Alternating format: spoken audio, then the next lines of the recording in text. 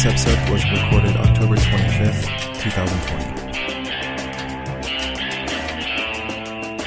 Hello, you are listening to Red Menace Podcast. We are a podcast that does two things. Usually we go over Marxist and revolutionary theory and try to show you how it functions today, but also sometimes we do current events, and this month we are doing another current events episode because we are living in really ridiculous times and we think it's worthwhile to jump into that. So if you are interested in finding us online, obviously we are on various podcast apps, and you can also find us on Twitter at red_menacepod, where we share our updates and also, try to get ideas for where we can take this. We love seeing feedback from people who listen, so go ahead and check us out there. You can also find us on Patreon, where we do additional episodes for patrons and try to give extra content every month and have a little bit more input there for where we're taking the podcast.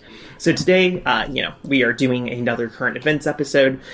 There's a lot going on in the world that we can try to talk about, and we're probably going to go in several directions, but when Brett and I were talking about things beforehand, we had discussed sort of the question of mental health in relation to the pandemic, because for all of us right now, one thing that is really interesting is the whole world is experiencing this pandemic in various ways, and we're all trying to learn to deal with it, and it's definitely starting to take a real impact on people, and looking at that impact, I think, can actually be an interesting way of looking at capitalism more broadly and the way that it fails us. But, we can dive into that a little bit. Do you have some thoughts on that, Brett? Yeah, I just think it's worth just driving home how monumental the healthcare crisis is in this country and how little sort of attention it gets from the mainstream press. While we're watching the empty spectacle of Biden and Trump debates, people are suffering in profound ways. And for some folks that, may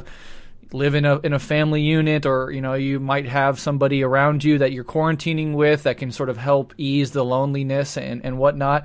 There are millions and millions and millions of Americans, even before this pandemic, who lived alone, very isolated in our hyper-atomized society, suffering from various diseases of despair. And then this pandemic comes.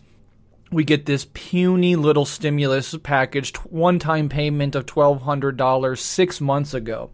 And we're going to get into the stimulus in a bit, but there's just no help financially from the government. People are losing their jobs, and we know when there's loss of jobs, even when it's not anybody's fault, there's still a blow to people's self-esteem. There's still rabid anxiety and fear about how they're going to provide for their family. And in lieu of any sort of real government support, that becomes even more precarious and perilous for people. And the looting of the first stimulus bill is worth pointing out. You can go and find instance after instance where huge corporations raked in money meant for small business. There was one instance I just heard about where a small business, I think it was like a gas station, got $150,000 out of the stimulus money. And what did they do? They spent it on a major Trump billboard. And McConnell comes out lately during these latest rounds of stimulus talks and just flat out says the Republican stimulus bill will have no checks to people whatsoever. So McConnell's even saying that $1,200 we're not going to do again. And it is devastating people's mental health. I myself have struggled with it a little bit, and I think it's related, especially in these last few weeks. I think it's related, and this is an announcement, but my wife is pregnant again. And, there's the jubilation and the excitement that comes with that. And then after the news settled in, over a period of several days to a week, I started having symptoms of that old friend of mine called anxiety. It manifests in these weird psychosomatic ways. For me, I felt like I had problems breathing, right? And then that precipitated this cascade effect of, is it corona? Is it something else? Or is this just anxiety? And that you can really get in your head with that stuff. So I've felt it, and of course, I try to do things to alleviate it, like go out in nature, eat healthier, exercise, ramp up my meditation practice, etc. But, that's some stuff that I can do that other people might not be able to do for various reasons, or people might not even have the, breadth of experience with these mental illnesses that gives them the ability to sort of jump out in front of it and handle it in a healthy way. And I know I went through several years of my life wallowing in anxiety and depression with no health insurance, nobody to really help me, no therapy, self-medicating and trying to work through it. So I earned those lessons the hard way. But I was reading an article recently just the pure amount, especially for frontline workers, people in big cities that have to pack onto subways every day to go to their job on the front lines. These people are really, really, truly suffering. And I don't know what else to say beyond that, but it really is something horrifying, and it needs to have the spotlight of our attention on it. And insofar as our organizations or us as individuals can do anything to alleviate that suffering and the people around us, I think it's something worth pursuing as much as we can. Yeah, definitely. And I think like a big part of it too, right, is there's such a sense of kind of generalized frustration at this point that relates, to what you said about the absolute failure of the government to do anything to intervene in this crisis, but also just this like sense that this doesn't feel like it's going to end anytime soon, right? Such a change in sort of the vibe of things from early in the pandemic, especially in the spring, where at least like this felt like something new, right? We didn't know what was going to happen. It was all very unknown. And now everyone's kind of settled into this routine of, distancing if you have the money to be able to distance, and having to work in incredibly dangerous conditions if you don't have the money to be able to distance. And it just continues to drag on. And as we're seeing that dragging on, we are seeing exacerbated mental health problems in the United States. Reported rates of depression and anxiety are going up on the whole. And because we are a country that doesn't have real healthcare options for people, and even for people who do have health insurance access, mental health care coverage is often particularly difficult. People are being forced to deal with that the way that, they have to on their own. So one really disturbing thing that we're seeing is that alcohol sales are going up very significantly. So sales of alcohol are up something like 28% since before the pandemic. So people are doing what they can to try to self-medicate, essentially, and get through this situation when there's no clear end point in sight. And I think that's a real source of frustration for people. And I think, the other thing was, it's how often happens with a crisis. There's sort of this sense of like community unity that existed at the beginning, where a lot of people were like, oh, we're going to get through this. We can all do our part. And that kind of optimism has really fallen apart, especially as disinformation campaigns around the pandemic have really begun to take their toll and lead to conspiratorial thinking. It often just feels like even among the public, this isn't being taken particularly seriously. And that's not, surprising, right? Because if even the government isn't taking it seriously, how can you expect a disorganized public to take care of the problem? But it's just kind of intense to see just the total state of failure that we're in. And I also think, this is an interesting example of why these issues like alcohol consumption, drug use, and mental illness aren't personal, individualized problems, right? They're not failures of individuals. They're products of a social environment in which they're happening. And it's not that people, aren't working hard enough, aren't trying their best to get through this terrible situation that they're in. It's that society as a whole is in this state of sort of social failure at the moment. And people are just trying to get by. And I think, we can't say that mental health problems are totally socially constructed or not, but we can definitely say that social factors are a very big part of them. And the extent to which we're seeing, sort of a crisis occurring here is a really clear example of how capitalism's own cruelty and sort of alienation and isolation from everyone else really takes its toll on humans, and how we're not meant to live like that. And I think that it's important that we don't think that this is exceptional, right? I think you kind of got at this a little bit, Brett. Capitalism is already isolating, right? How many people before this pandemic had still never really talked to their neighbors or had a sense of community in the place that they live? Especially those of us who have to live in apartments often have really high levels of isolation from the people who live around us, and that is already there and already taking its toll.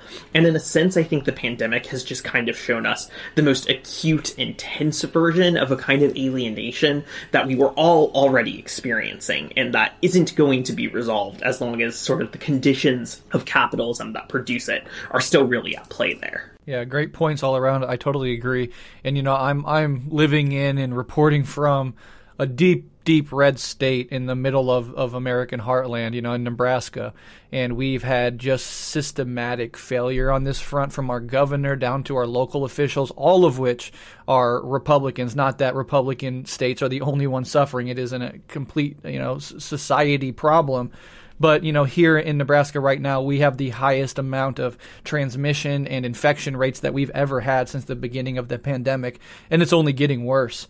And so, particularly in these red states, when you go into a store or a gas station, unless there's really hardcore signs that say they're mandatory and people checking people as they walk in, you're going to have a significant portion, probably proportionate to the amount of people that support Trump, right? Like 40% of the people are going to come in with no mask, and they're doing it as a show of their politics, right? They're doing it to let you know that they don't, that this is coming from a place of political resentment and aggrievement and a refusal to listen to science and a desire to own the libs, and it's pathological. And I think in the red states, I went to Seattle and I saw people taking it much more seriously than they do here. I think in some of these red states and certainly in rural areas of even blue states, this sort of pathological inability to think about others and just really refusal to take the thing seriously or to care about anybody else. I mean, just like the alienation that Alyson mentioned, everything is being stripped bare and shown. Every contradiction in American society is being revealed and heightened in all of its grotesquerie. And yeah, it's unsettling to say the least. But for anybody out there struggling with any sort of mental health crisis at the moment, we feel for you. We want you to get better. Know that this stuff will pass. Don't get caught in these loops where these moods of anxiety or depression make you feel like they're never going to go away. That was one of the scariest things that I have to deal with every time I have this stuff, is like the thoughts start creeping in, like, what if it never goes back to normal? What if I always have this feeling of despair and anxiety? So try to do that, distract yourself, get out and look at the beautiful fall foliage if you can, and try to hold tight. Our hearts are absolutely with you. There's no easy answers here. Yeah, definitely. I mean, this situation is, I think, absolutely rough for everyone, and, it's exacerbated for many people. And, a thing that I keep thinking about as well in terms of the mental health side of things that I think is so frustrating is the lack of mental health infrastructure going forward is going to make dealing with sort of the lasting impacts of this whole crisis on mental health very difficult, right? Especially, what is terrible to think about, I think, is for kids who are growing up during this, which I know is something that I'm sure you've thought about plenty, right? Mm-hmm. There's such a disruption to their life and to sort of the basic schedules and structures of childhood that's going on here. And we live in a country where, one, education and childcare is already sort of lacking and taken for granted and not something that's provided. But then on top of that, just the resources to help kids be able to cope and get through what's happening right now really don't exist in a public way whatsoever. And that really, I think, makes me worried a lot for the future of, even once we're on the other side of this, what those long-term mental health effects of all this disruption are going to be. And it's shitty to live in a country that doesn't take that seriously and where nothing is really being done to sort of address those concerns at all. Yeah, absolutely. What do you want to tackle next, Alyson? Yeah, since we're talking about sort of the overall failure of things, we could probably talk about the stimulus. And God, if that is not a very clear failure that's going on there. So a couple things on where we're at with the stimulus, right?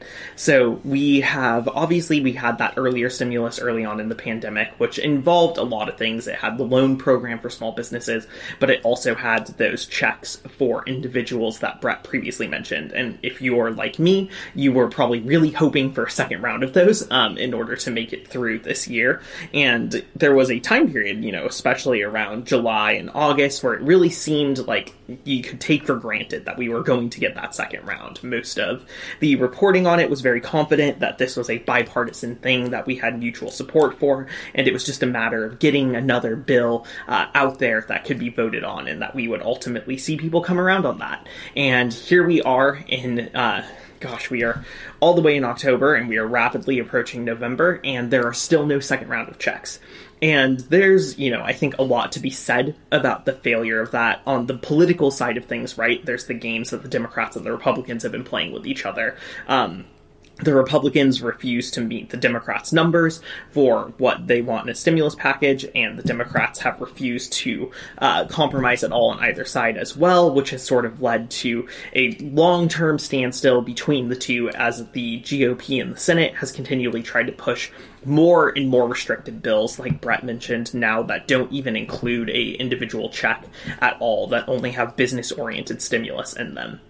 At the same time, we're kind of seeing like a bizarre fracturing within the Republicans on this, because the White House does want to get a stimulus deal put out and wants to get one that is more expansive than what the Senate Republicans want, which makes sense, right? Trump, from a re-election perspective, it would look pretty good if he got people another set of checks right before the election. That is something that would absolutely be in his interest in terms of his public perception and getting votes. But even with Pelosi and the White House people meeting regularly, and for the last week saying they're coming closer to a deal, we now have McConnell in the Senate saying that the Senate is just not interested in whatever that deal is going to be, which puts us all in a pretty shitty situation. So the politics side of things is obviously very frustrating. It's incredibly disempowering, and I think a great example of how disempowering bourgeois politics are overall, to be sitting at home needing this money to get by and watching negotiations that you can do nothing about, basically controlling that for you. I think a lot of people are very frustrated with that.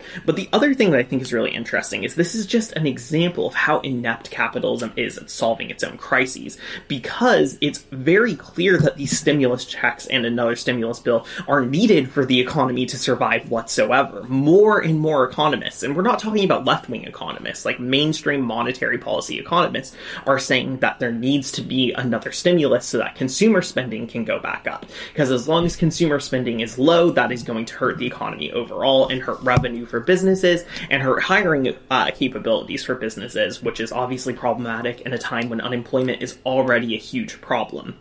So the bourgeois economists themselves think we need a stimulus, and at the same time, we're still seeing the stimulus being blocked at every turn by the political mechanisms. And it's just such a good example of how pathetic capitalism is, I think, in its attempts to try to resolve its own crises, that it can't even do this one simple thing that it needs to be able to continue to function. And now its own economy, the thing that supposedly is the most important, is falling into even further disarray because of that just absolute failure on the political end of things. Yeah.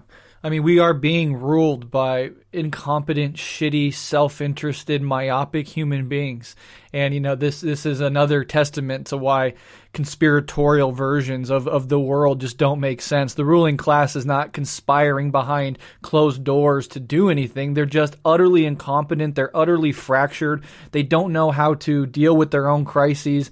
And, this is one reason among many why Marx says that capitalism creates its own gravediggers. Anybody looking at this situation, anybody watching the machinations of government in this, really historical crisis, cannot walk away with anything other than utter contempt and disdain for these vampires.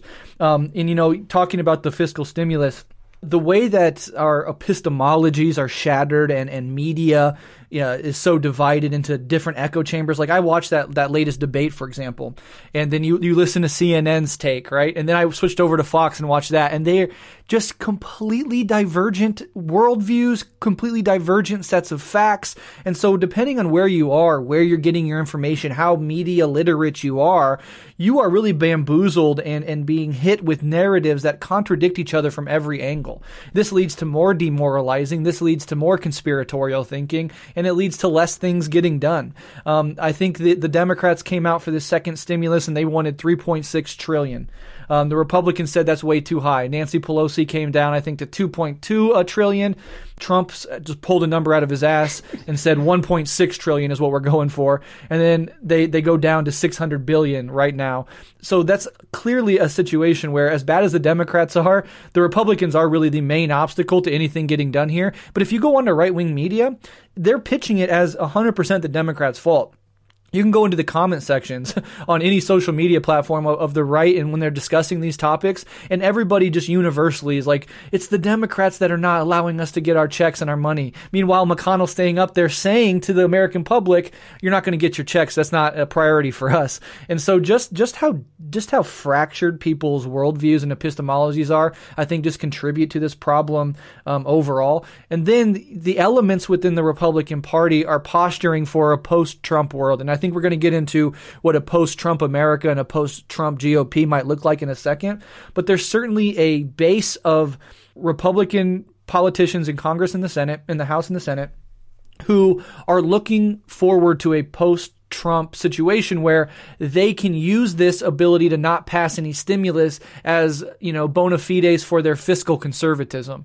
And so they're looking at a recoiling after Trump away from this Trumpian neo-fascist spend, but don't really have any ideological plan sort of thing. They're looking to recoil back into a pre-Trump Republican Party where, they're all about the deficit and the debt and fiscal conservatism, right? And so I think that's part of why elements in the Republican political base are not going along with any stimulus whatsoever. They're really rolling the dice on that one. We'll see how that turns out. But again, we're looking at a stimulus from the Republican side that says no checks for individuals, no real support for local governments, bailouts for big companies, and importantly, they're sneaking in tax cuts for the ultra rich in these stimulus bills. Of course, it's the supply side trickle down economic theory, which I don't even think they really believe in, right? They're just trying to get as much money into the rich people's yards as they possibly can, and they use that mystification whenever they will. But the only big policy, the only big real monumental bill that has been passed during the Trump presidency has been an enormous tax cut for the very, very rich, including huge protections for the children of billionaires to be able to get their full inheritance without it being taxed as little as possible.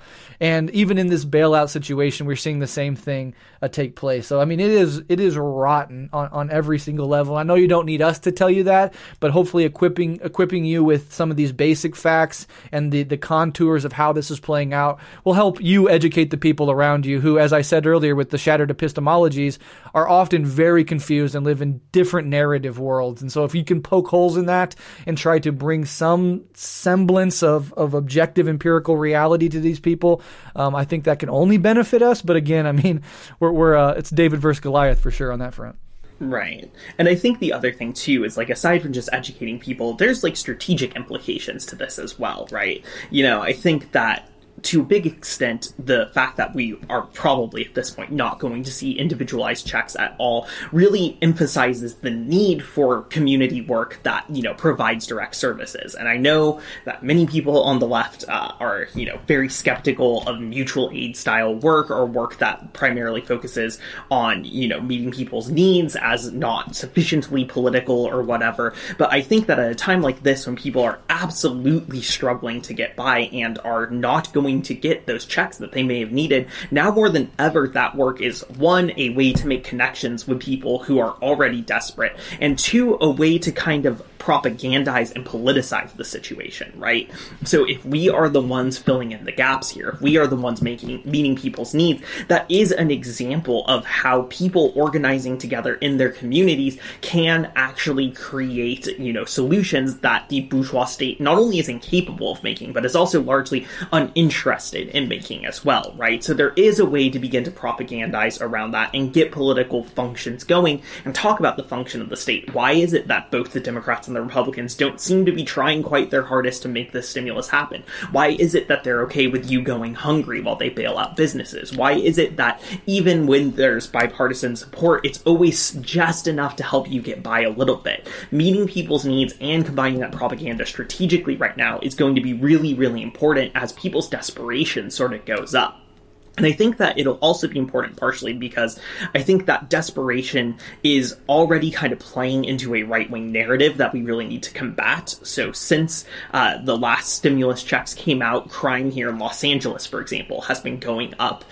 Not super significantly, but there has been a spike in several types of crime. And I'm already seeing people being like, oh, crime is coming back, we need to be tough on crime, blah, blah, blah, blah. When it seems very obvious that the increase in property crimes, at least, has to do with the fact that people are desperate and they're not getting that help and need right now. But they're still sort of feeding into this right-wing Republican law and order fascist bullshit that's being pushed really hard right now. And if we move into communities and help meet people's needs and show that the problem is in fact the capitalist state and a capitalist society that doesn't care about people, not people scraping by to get by, then I think we can push back against some of that really fucked up reactionary propaganda that is starting to coalesce right now as people reach a greater point of desperation. Yeah, and I just love the irony of law and order rhetoric coming out of a completely criminal administration, a completely criminal political party with the Republicans.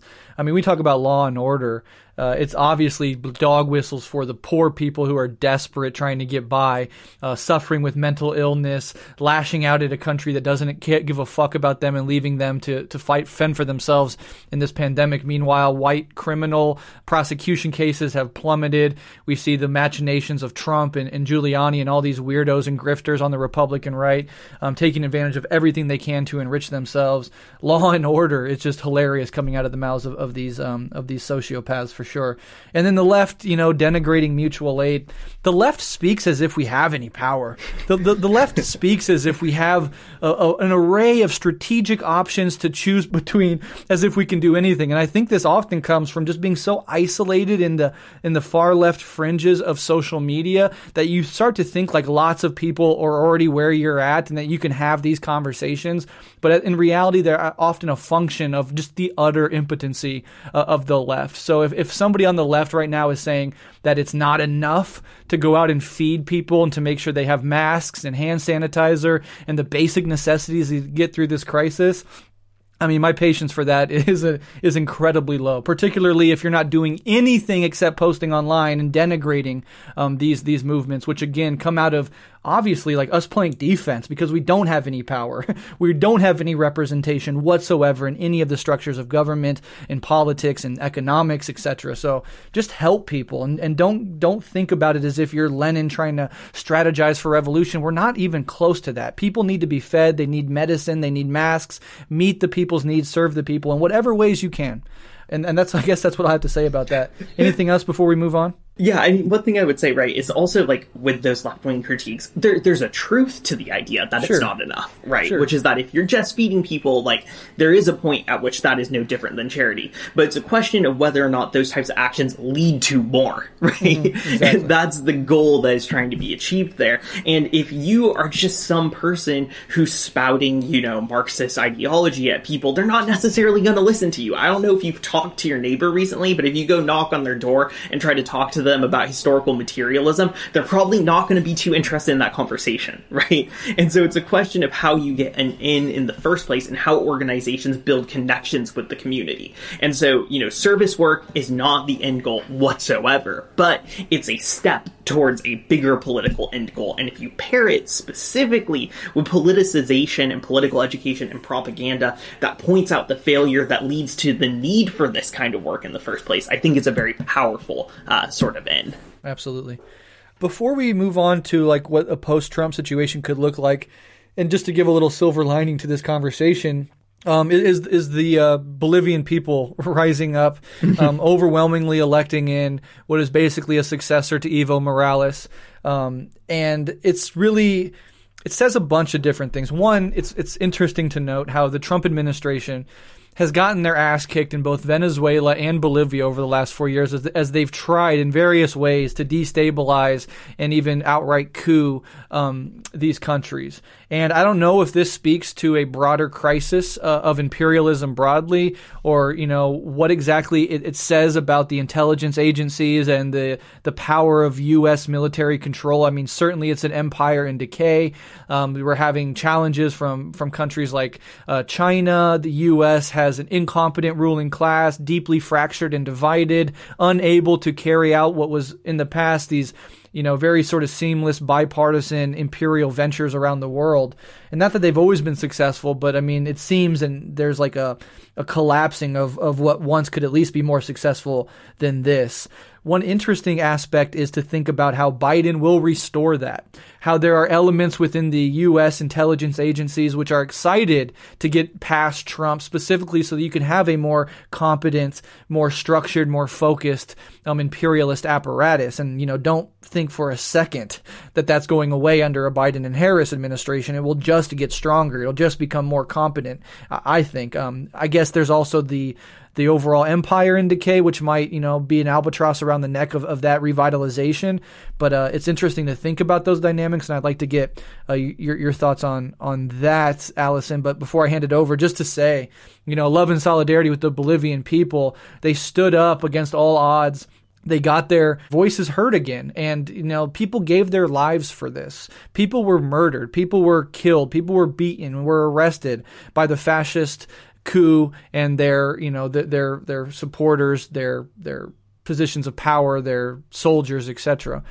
So to see that be overcome is kind of a beautiful thing, and at least gives us some semblance of a silver lining in this cloud of absolute despair that's happening around the world right now. What are your thoughts on that, Alyson? Yeah, so one thing that I want to touch on, I think, is that problem of Biden, right? Because I think that is a very big issue here, and that already some on the left are taking the wrong lessons from what's happening with Bolivia. So obviously this is a huge victory for Bolivia, regardless of what your perspective on the movement for socialism is. The party that sort of has now won re-election and come back into power, they are certainly preferable to the coup government that was put in place, even if you don't think of them as a socialist government, which these are debates that I've seen all over Left Book over the last week. It's sort of partially relevant, but at the same time, the defeat of right-wing imperialist forces is a good thing, and that is something that is positive in terms of the global struggle against imperialism and also the struggle of the Bolivian people, obviously. And the other thing, that I think is important to emphasize is this is not just an electoral victory. It comes from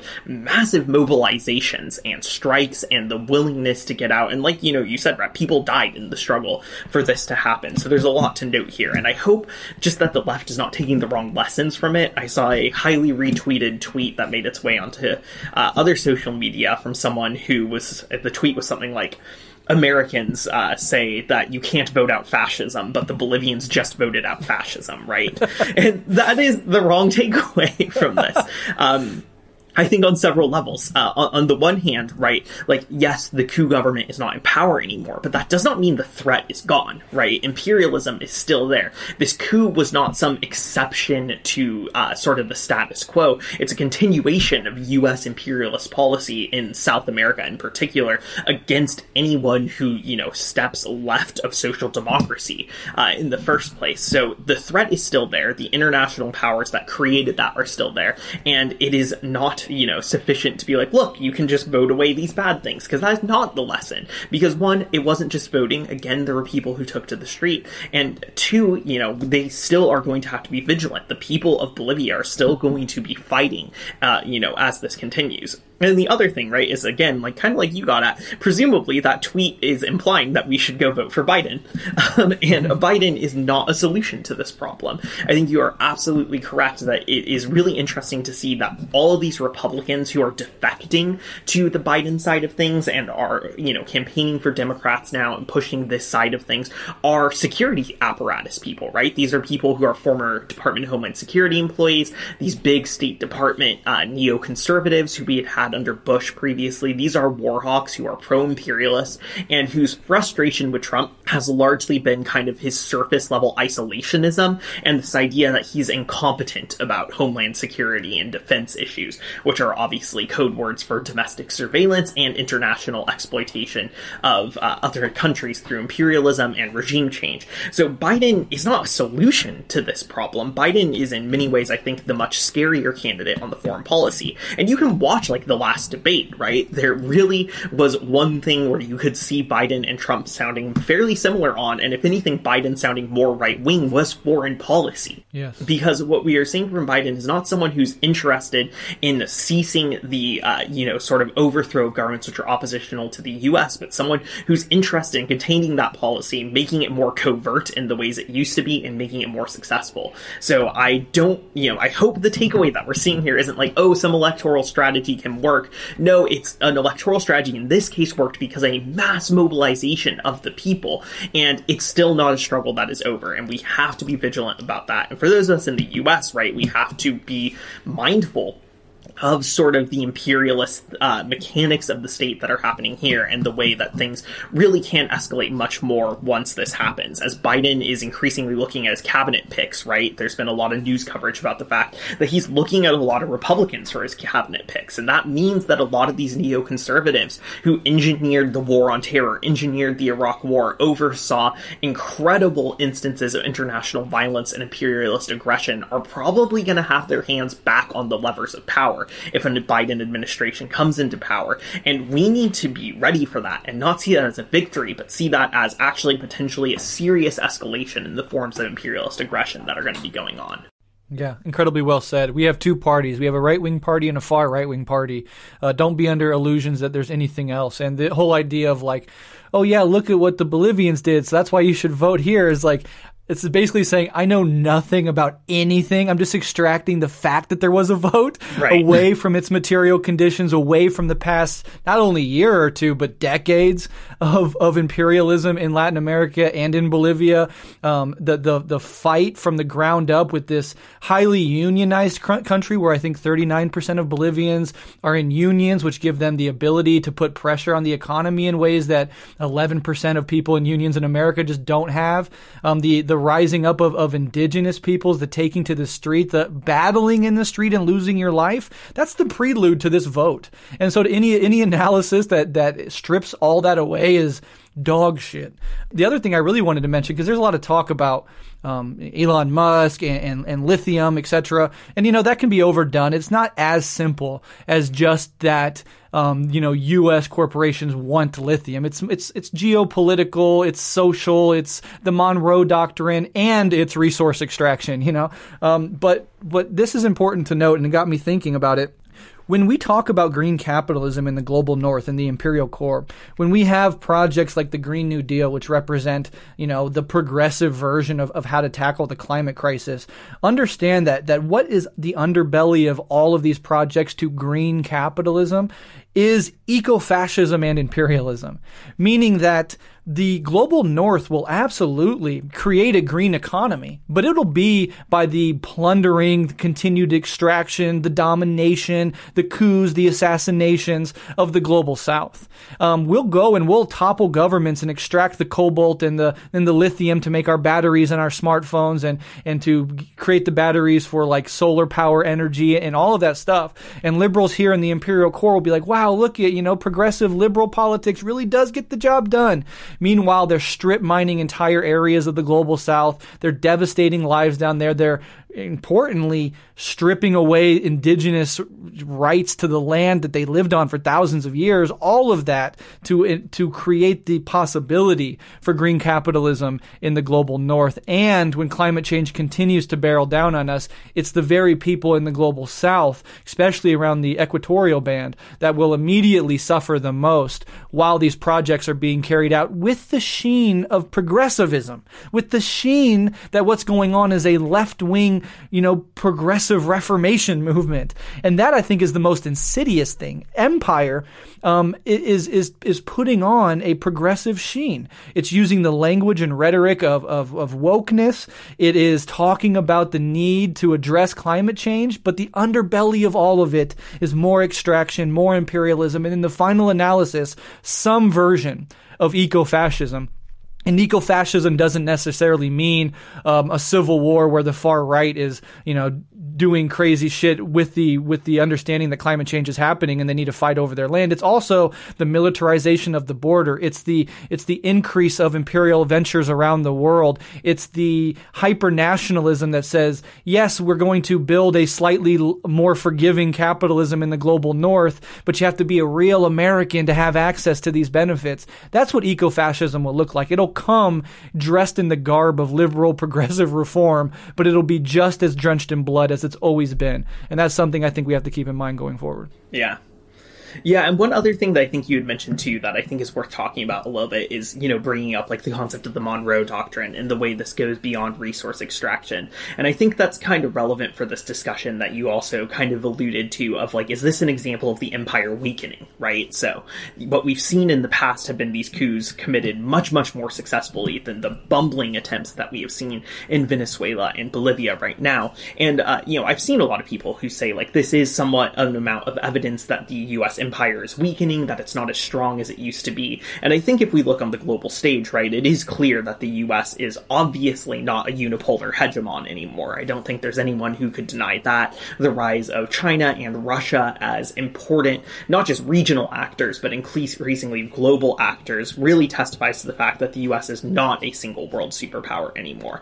And I'm generally sympathetic to the idea that the US as an empire is in a state of imperial decline. But I think it's important that we not get too, excited about that, because, a declining empire is still dangerous as fuck, right? Yeah. And that's more kind dangerous of in some ways. Yeah, and that's kind of what my concern is. So yes, we are seeing sort of a level of incompetence here, but as the US empire flounders, and as it really starts to lose, a lot of its regional hegemony in other places, that can look like more violence being enacted against Latin America. And this goes back through American history, again, to the Monroe Doctrine and the idea that we have some special dominance over Latin America to safeguard it and control it from outside intervention.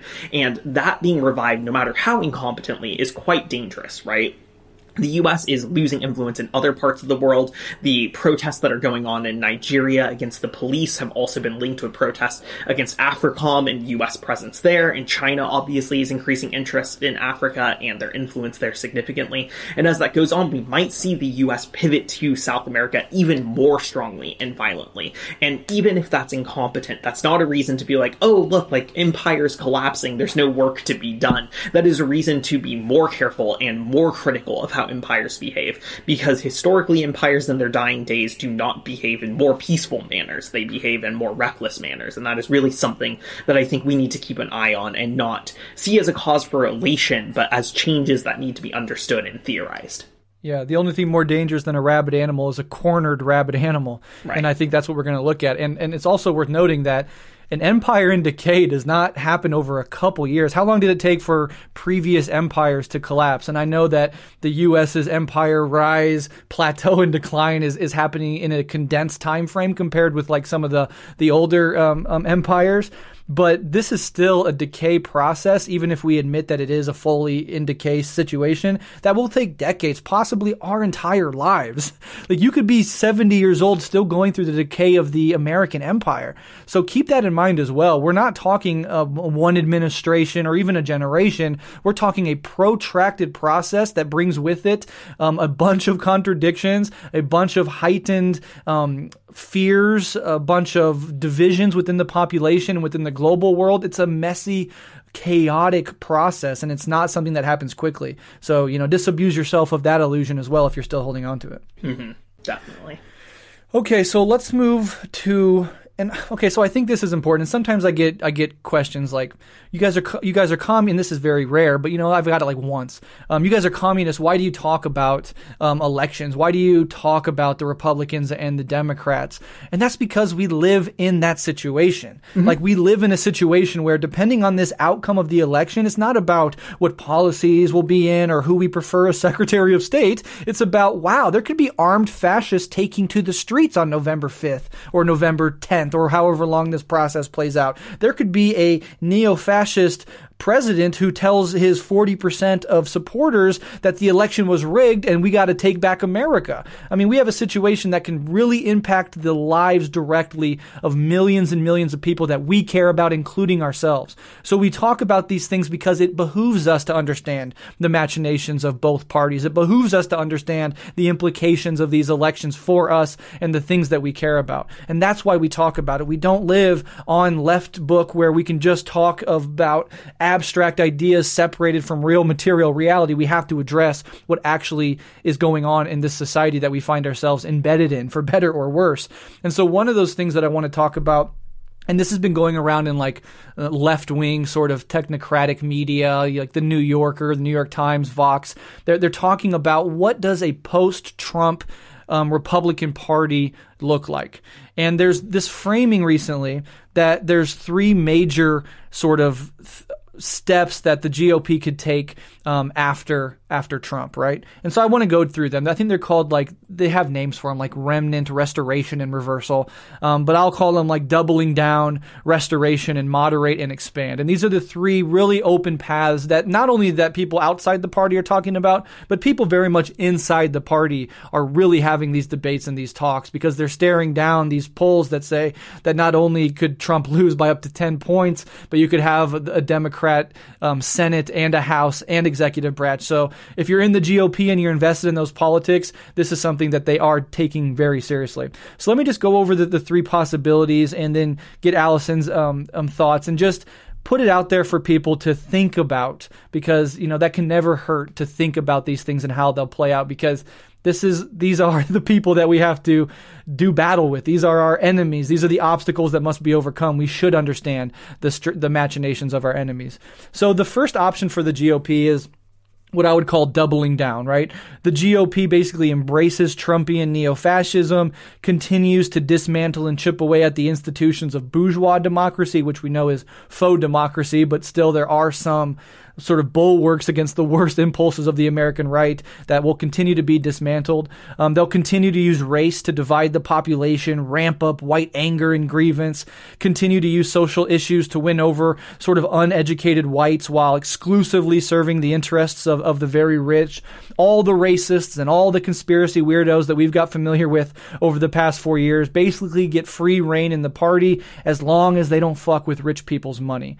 And the people that would rise to the top of this party would be people like Donald Trump Jr., which, yes, that sounds weird, but it is very much a conversation on the far right that Donald Trump Jr. has a political future, that he could be running for president in 2024, and that he could be the inheritor of Trumpian politics in the GOP.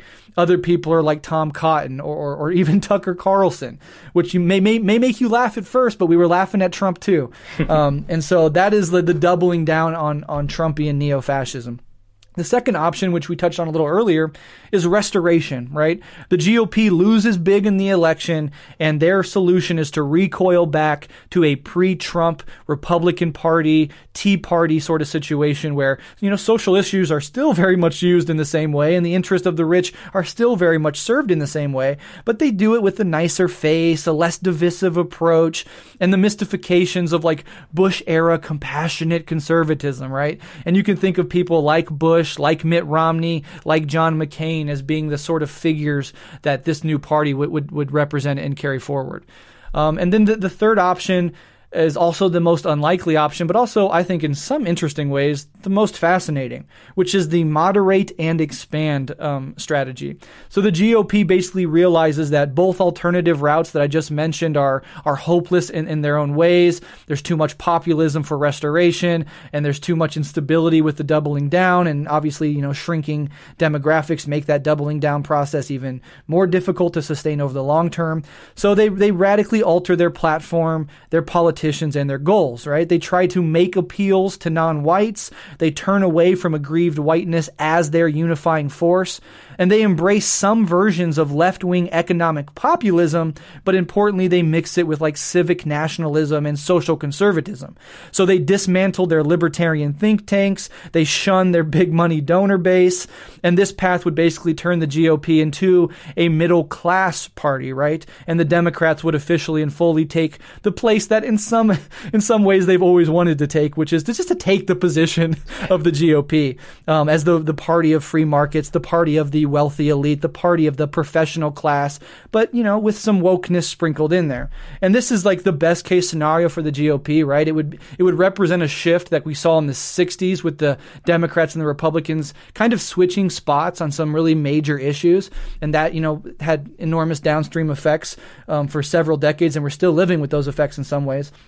And this third option would represent that sort of ruptural change in the two party system. It would be good for the GOP, and it would be the worst case scenario for the Dems, because they would lose even the facade of being the party of the working class, etc. So again, that's the most unlikely by far, but it is something being taken seriously in the GOP itself in the face of Trump. Marco Rubio, for example, is literally one of the people pushing for this possible third strategy. So this is not on the fringes of the party. This is a small but vocal minority within the party itself. And of course, this transformation wouldn't happen over one election cycle or even several. It would be a sort of generational a shift. Just as the Republican Democratic shift in the 60s didn't happen overnight or even one election cycle. It took time, and that would be a similar thing. So I guess my question for you, Alyson, is, do those three schemes seem right? I mean, is there a fourth option that we're totally missing? And then what option do you think is by far the most likely? Yeah, so I think that general sort of layout for what could happen makes sense to me. The GOP is like in a weird place right now because it's hard to say exactly who their base is as the Democrats move more to the right, and I think this is something that you're already kind of acknowledging, is that the Democrats sort of want to be the big bourgeois party. They want to be the big market party or whatever. And what we're seeing with Biden is some of that consolidation, right? We are seeing some Republicans who are more interested in sort of anti-populist conservative politics moving over to the Democratic Party. And what we see with Trump as their current base and this sort of strange populism is like, I don't even know how to describe it. I think the core base is petty bourgeois, but it's almost like this criminal petty bourgeois base. It's made up of grifters. It's made up of people who have made their money in semi-legitimate business operations, and, are not sort of the big bourgeois overall who are kind of threatened by the instability that this sort of populism brings about, but represent sort of smaller moneyed interests that often are less interested in sort of this idea of like a stable neoliberal market economy, but are more interested in this populism. And so we could see the doubling down on that. That's possible. And the reason that I would lean towards that possibility is because I think we are seeing sort of the big bourgeoisie kind of move towards the Democrats, right? The Democrats are definitely aligning these larger economic forces under their control, and the story that they're spinning with Biden is sort of this national unity, stability story that appeals to larger business and corporate interests, but might be less appealing to these smaller bourgeoisie and petty bourgeoisie forces. So I could see that sort of happening. That's probably what I would lean towards happening. But the other two thoughts are kind of interesting, right? Whether or not there could be a return to this more like moderate, traditional, conservative, libertarian GOP. I'm not sure if that's possible, right? Because as we are seeing those forces defect to the Democrat Party with people like the Lincoln Project, for example, I'm unsure if that means those people will just stay with the Democratic Party and keep it leaning more right-wing in the future, or if Trump loses, whether they would jump ship immediately and go back to the GOP and try to make a more moderate GOP. That probably depends to some extent on how much Biden delivers on his promises of moderation, right? If they, see that Biden is a vehicle for their political and class interests, they might just stick with the Democratic Party and see that as the method for pushing that kind of politics. But if somehow, we end up with a Senate, a Congress, and the presidency under Democratic control, and some more progressive policies do manage to worm their way through there, I could see that making it more likely that they would realign back with the Republican Party and try to push it in this more sort of anti-populist direction, getting back to kind of like the Republican politics of the Bush era. So that seems like a possibility. I think it hinges on how Biden's term would go if Biden wins, but the more likely option, I think, is this sort of, doubling down populist option. But that third option is really interesting, right? And it's actually something that I've been following a little bit, is this idea of like a really reimagined conservative position. So if you read like the conservative blogosphere at all, if you're, kind of paying attention to the ideologues on the conservative side of things, especially the ones who have dissented from Trump while being to the right of Trump, there's a discussion of this idea of like national conservatism, right, is often what they're calling it. And it's sort of an approach to conservatism that embraces aspects of left-wing like economics. So there's a criticism of libertarian free market principles, this idea that allowing capitalism free rein was never a conservative position to begin with. And so this is sort of a more reactionary return to some resentment against capitalism even, but not in a progressive direction, in a very regressive direction, paired with social conservative politics. And like you said, Brett, with sort of a civic nationalism. So not so much like this race-based nationalism, but this idea of like an American civic identity that we could use as the basis for things. And I don't think that this is like an immediate threat, right? That we're anytime soon going to see this really develop. But it is definitely a thing that there's rumblings within in the conservative movement right now, and with Republicans who are sort of unhappy with the direction the party's going in. And it's what I'm most scared of, in a sense, right? Because one of the things about, like, whatever the hell it is that Trump represents that is interesting is there's not a coherent ideological component to Trump's politics, right? And that's one of the places, I think, most clearly where the comparison of Trump to fascism kind of breaks down, because fascism usually has this ideological dimension to it on top of its sort of disdain for political norms and its populism. But there's not like a belief system to whatever it is that Trump's politics are, and his supporters come from all sorts of beliefs. If there's anything that unifies them, it's kind of like irreverence and a love for political trolling or something along those lines, more than it is like a unified belief set.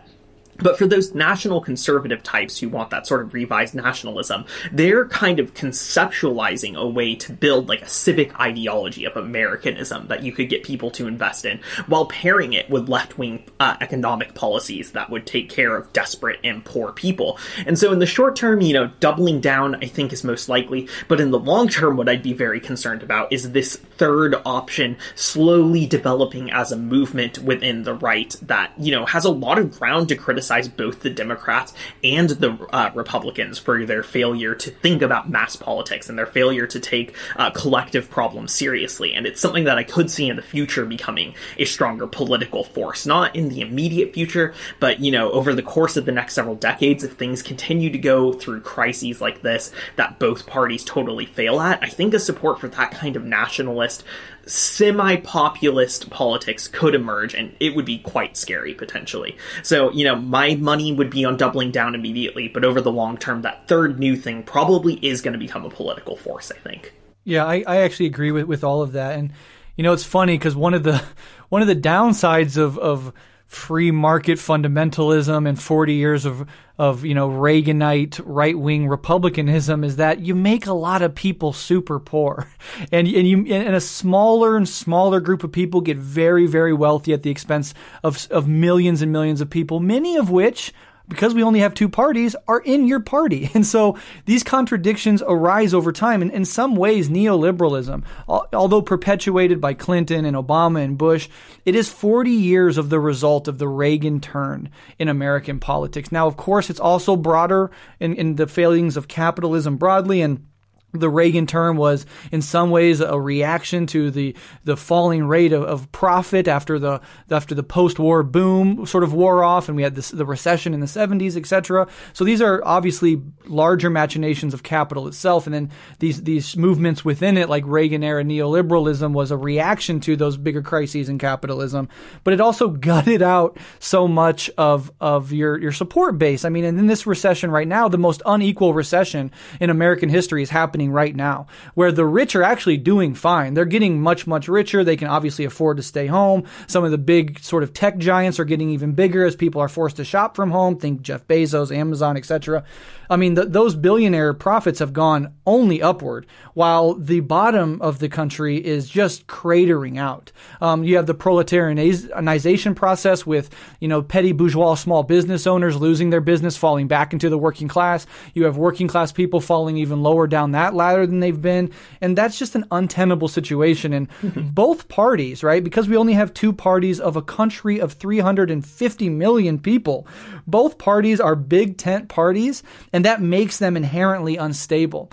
Part of the Reagan coalition was like big capital, libertarian, free market psychos and like religious right, evangelical white Christians. And there's a critique of that free market, let it rip neoliberalism from elements within the base that are affiliated more with this religious right. Not that there hasn't been extreme overlap with the prosperity gospel and these mega churches and a lot of these talking heads trying to fuse these two fundamentally sort of mutually exclusive ideologies into one thing. But as much as that exists on the right, it also exists on the left. So, I'm not sure we're ready to do it fully because it depends on how this election and the Biden years play out. But there's certainly a similar mirrored, possible trajectories that the Democrats can take. One of them, which is sort of embedded in this thing we already talked about, is this moving to the right and becoming the party of the big bourgeoisie in a lot of ways.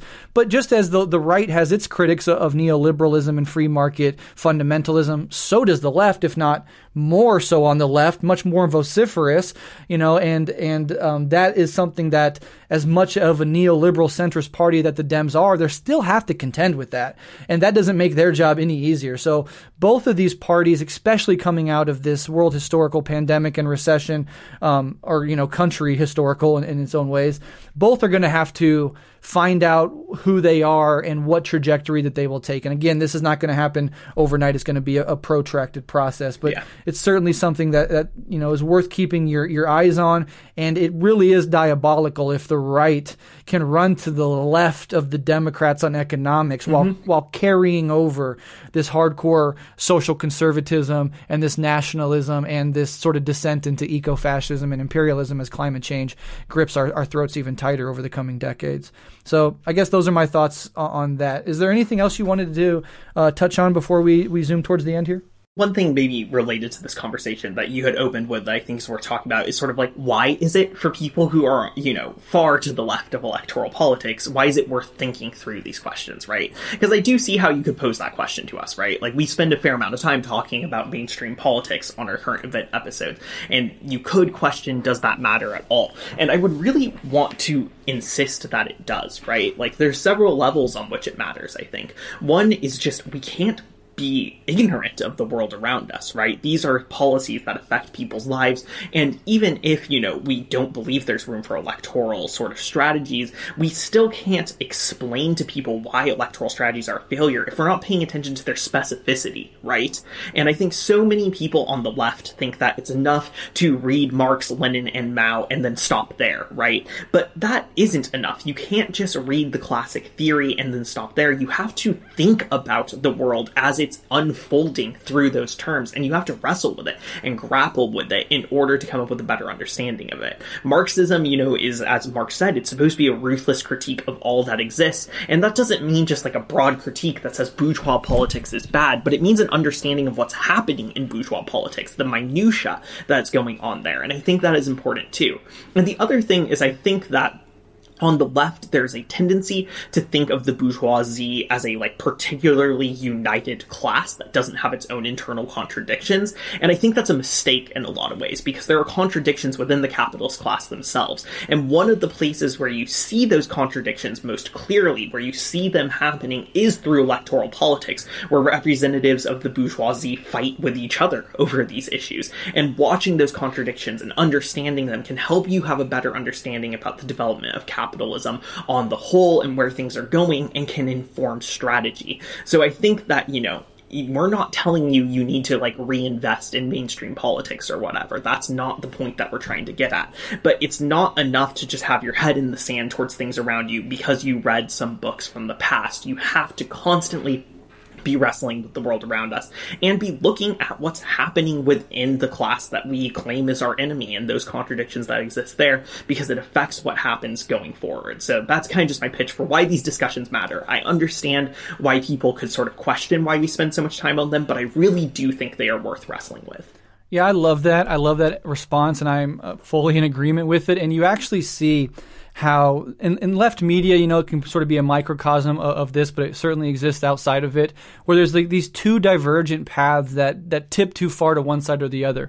On the liberal side, you have a lot of these shows and a lot of these people and the way they think is just too wrapped up in electoralism, right? It's like it's the confines of their entire political imagination. And some of these left media shows, they'll be like dogs chasing cars all the time, right? Every new story gets talked about, and then the next story comes, and the next election cycle, and and then there's just no systemic critique. There's nothing, no deep analysis of the broader structures of imperialism and capitalism, and that's something that I'm sure if you're listening to this show, you've experienced. experienced and you found to be impoverished and turned away from. But then on the other end of that, there is this, and I think I mentioned this earlier in this episode, there is this sort of fetishization of the echo chamber where you exist so much on the far left and all you engage with is material on the far left that you sort of become detached from the shit that's actually happening, and you become sort of less and less capable of speaking to people as they actually exist. Because believe it or not, most people are not political junkies. They're not political animals. They don't read theory. They just go about their lives and they tune into politics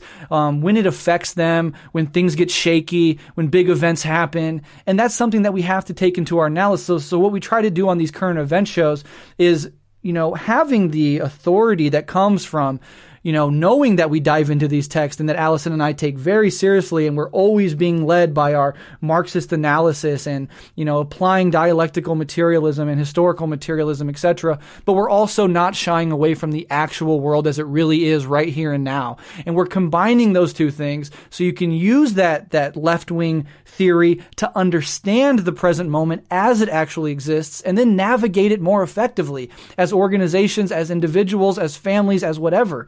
And so that's what we've always tried to do, and I think that's what we're going to continue to do, because this sort of, middle path, if you will, is often ignored for the errors on both sides. And I think the analysis overall suffers when you don't have a sort of coming together of these two elements of political analysis. And it's so often the case that analysis is impoverished on one side or the other. So hopefully we, in our own humble, small way, rectify that insofar as we can. Well, that covers, I think, basically everything I have. Did you have anything else? Yeah, really quick, I'm just going to rattle them off. I just heard this poll where 25% of Americans basically believe in the QAnon conspiracy. The polling language was, do you believe that top Democrats are involved in a secret pedophile ring? And up to 25% of Americans said yes. Another 24% said, I'm not sure, and that could just be ignorance about this weird QAnon conspiracy land. I'm hoping it is. But that's still something that is worth reflecting on. Conspiratorialism has always been an element on the right globally, but also on the American right. But the internet and new media gives it a sort of shot in the ass, a steroid boost that it never had before. It reaches more people. You all of a sudden have like suburban moms who are just staying at home who would otherwise be utterly disconnected from the right-wing fever dream swamps, being inundated on their Facebook about these conspiracies through things like the Wayfair scandal and whatnot. And it's really insidious how far of a reach this shit has. So I'm not going to get too deep into it, but it's worth noting. The other thing is the Antifa dude that shot the Patriot Prayer guy in Portland. I mean, it's not surprising to anybody, but it's now pretty much coming out, and the facts are pretty clear. This was just a political assassination. Eyewitnesses said that the police never said any warnings. They never said drop your gun. There was no standoff. If you watch the interview he did before he was killed, it was very clear that he's not trying to bang it out with the pigs, right? He was like sort of scared, and he had kids, and he was just trying to get his shit out before something crazy happened. And he would talk about how he knew he was being hunted. He was being inundated with like these chat rooms showing that people on the far right, whether institutional or not, were after him. And he was sort of like living in that fear zone. And and so what we see now is pretty clear, unless there's some information that hasn't come out yet, where this was just a full-on political assassination. They rode up on him and they blasted him with bullets. And that's disconcerting, to say the least. And it's something that we should really keep an eye on, as elements within the police department are obviously very, very far to the right. And this stuff will continue to happen, I think, as contradictions heighten, as social unrest continues to develop, etc. Especially if there is some fuckery around this election and there is widespread confusion. If you put together the Antifa assassination story, the 25% of Americans mired in conspiracies, and everything else we've said, if this election goes to a situation where President Trump is saying it's rigged and he won, Biden is saying he won, they're fighting it out in the courts, it could get very ugly very fast. And so just worth thinking about. We'll come back next month, and we're probably going to do another current events episode, simply because I cannot imagine a scenario in which this election plays out in a smooth, seamless transition to a new presidency. Some shit's going to go down, and I think we should set aside next month to talk about whatever happens.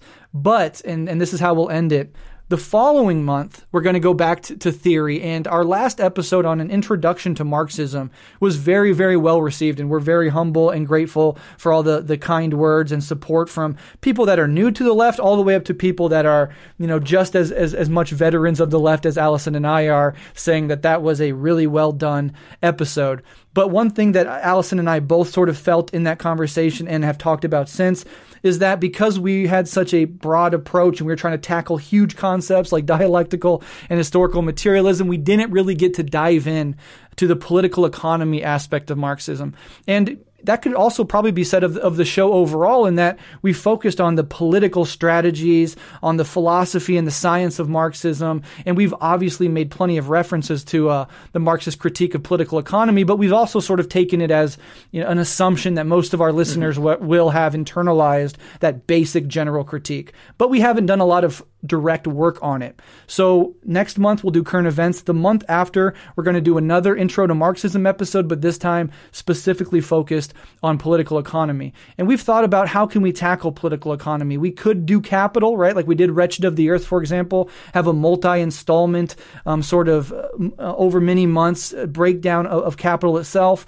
But we felt that would be just like a lot to bite off. There's lots of other resources where people who want to do those deep dives absolutely can. And so we thought a more succinct and better way to approach that would be to basically do an introduction to Marxism episode focused on not only capital, but the theory of surplus value and other works by Marx, which get at his overall views of political economy. So that will be coming in December. And if you want to do any reading of either firsthand or secondhand resources on this stuff, you want to watch David Harvey's lectures, for example, which I believe are free online about capital, those would be things you could do to prepare for that December episode. And then after that, we'll see how to move into 2021, going back and forth between current events and theory, depending on how things play out. So that's what we have in mind for the next 2 months. And again, thank you to everybody who supports the show, who tunes in, who shares these episodes as resources to people around you. Lots of people are looking for alternatives. As grim as things look, I've noticed in my own life, there are lots of people who, even just a few months ago or years ago, would 100% reject the idea of socialism or the idea of communism, who are at least coming around. My veteran stepfather, for example, who's also a union steward at his workplace, I've been able to talk with him and point out the absurdities of the Trump administration and bring him well to the left in ways that I never thought he could even be possible of achieving. So this movement is happening, and we're hoping to continue to pump out content that helps that progress for people in your life, as well as help you sharpen up your understandings of things we've covered in the past. So thank you again to everybody that supports the show. Alyson, you want to take us out?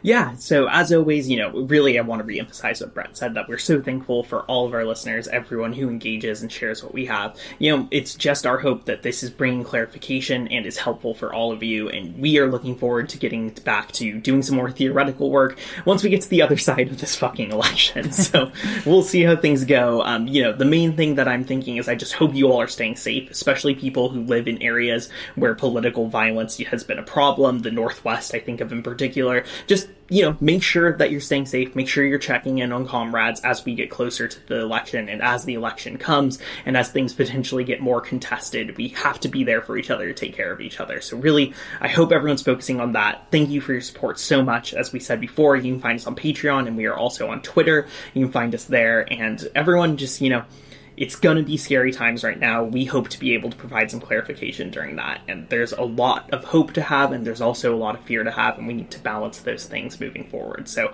we're just hoping and wishing solidarity to all of you as we go through these times. Thank you for listening.